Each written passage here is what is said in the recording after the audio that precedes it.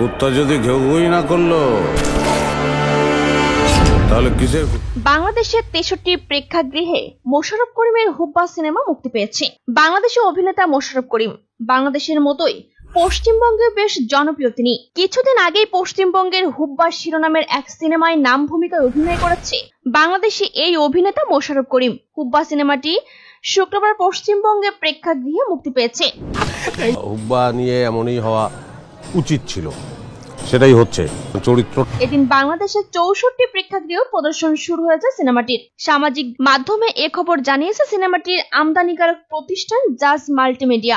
নিজেদের official Facebook থেকে cinema হলের তালিকা দিয়েছে এই প্রতিষ্ঠানটি। হুব্বা শ্যামল পশ্চিমবঙ্গের বাম আমলে যার পরিচিত ছিল হুগলি দাউদ নামে, কলকারখানার শ্রমিকদের থেকে চাঁদা তোলা দিয়ে অপরাধযোগীদের হাতেখড়ি ছিল তার। এরপর রাজনৈতিক নেতাদের মদদে ধীরে ধীরে হয়ে ওঠেন বেতাজ বাদশা।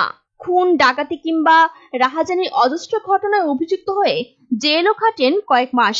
অবশেষে 2011 সালে রাজ্যে পালাবদলের পর প্রতিপক্ষ গ্যাংয়ের হাতে খুন হয় এই কুখ্যাত অপরাধী। সেই হুব্বা শ্যামলের জীবনকে বড় পর্দায় আনতে চেয়েছেন পশ্চিমবঙ্গের নির্মাতা ব্রাত্য বসু।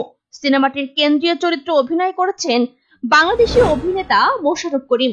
এর আগে একই নির্মাতার ডিকশনারি সিনেমায় অভিনয় করে অপরের প্রশংসায় কুড়িয়েছে এই অভিনেতা। এদিকে হুব্বা সিনেমাটি মুক্তির সামনে রেখে পশ্চিমবঙ্গে বিভিন্ন দেয়ালে, বিলবোর্ড, গাড়ি থেকে ট্রাম সব জায়গায় দেখা যাচ্ছে হুব্বার পোস্টার। এমনকি কলকাতার মেট্রো রেলেও সেজেছে হুব্বার পোস্টার ও ব্যানারে। হুব্বার পোস্টার সহ এরকম একটি মেট্রো রেলের ছবি ছড়িয়ে পড়েছে অনলাইনে। ভিডিওতে দেখা যাচ্ছে একটি স্টেশনে এসে থেমেছে ট্রেনটি, যে ট্রেনের দুই পাশে হুব্বার পোস্টার। সিনেমাটি মুক্তির পরপরই আলোড়ন সৃষ্টি করেছে দুই বাংলায়। প্রচুর জনপ্রিয়তা পাচ্ছে এই সিনেমাটি।